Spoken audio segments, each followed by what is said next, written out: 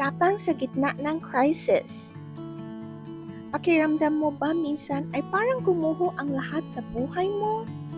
Masamang balita, biglaang problema, takot sa hinaharap, at isang crisis na parang ubos na ang iyong lakas. Sa mga panahong ganito, mahirap maging matapang. Pero tandaan, ang tapang ay hindi nangangahulugang wala kang takot. Ang tunay na tapang ay ang pagpiling magtiwala sa Diyos kahit natatakot ka.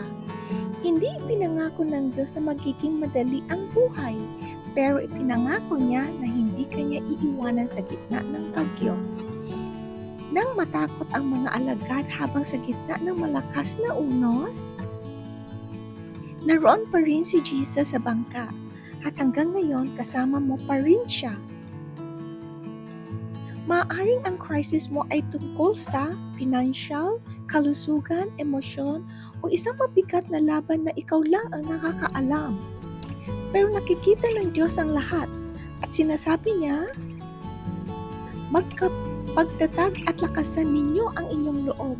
Huwag kayong matakot sapagkat kasama ninyo ang Panginoon.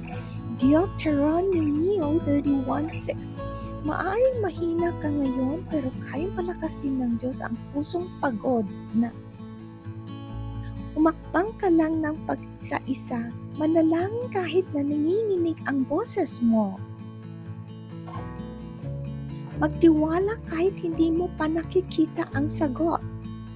Dahil ang tapang ay lumalakas kapag naaalala natin, mas dakila ang Diyos kaysa sa anumang crisis.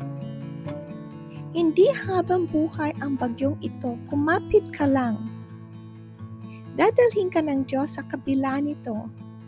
Manalangin tayo, Panginoon, sa gitna ng crisis at takot, Ikaw po ang aming kanlungan.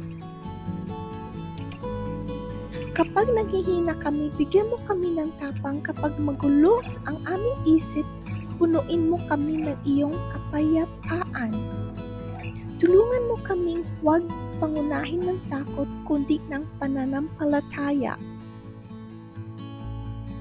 Palakasin mo ang bawat taong dumaraan sa mabigat na laban ngayon.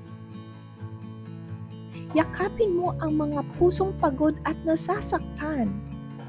Paalalahanin mo kami na hindi mo kami iniiwan sa pangalan ni Jesus. Amen. Kung pinagpala ka ng video na to, mag-like, mag-share, comment, mag-subscribe para sa mas marami pang araw-araw na panalangin at papalakas ng loob. Sa susunod na video, maraming salamat po. Bye! God bless!